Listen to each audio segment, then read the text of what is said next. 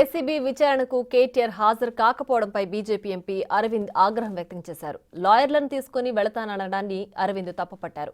కేటీఆర్ ఇంకా అధికారంలోనే ఉన్నానని అనుకుంటున్నారని సెటైర్లు వేశారు. రాష్ట్రాన్ని అప్పులపాలు చేసి ఎదురుదాడి చేయడమేంటని అరవింద్ మండిపడ్డారు.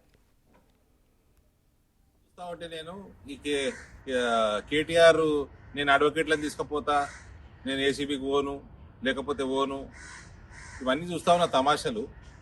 కేటీఆర్ లాంటి నప్పతట్లుడట వచ్చి అడుక్కుంటేనట పోలీ పాపని పచ్చిపులుసు వస్తే నేతిపొట్టు లేదని లేచిపోయినట్టు. నువ్వు చేసింది దగులువాదిస్తనం, దొంగతనం, తెలంగాణను ముంచిండ్రు.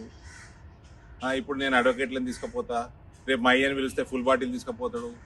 మీ చెల్లెనేమో ఈడీ మా ఇంటికి రావాలి, నేను ఏసీ వేసుకొని ఏసీ రూమ్లోనే ఇన్వెస్టిగేషన్ చేయాలి, నేను మహిళని, నేను లిక్కర్ స్కామ్ చేసినా సరే. మీరు ఇంకా మీ అయ్య ముఖ్యమంత్రి అనుకుంటున్నారా? మీరు మంత్రి అనుకుంటున్నారా? ఇంకా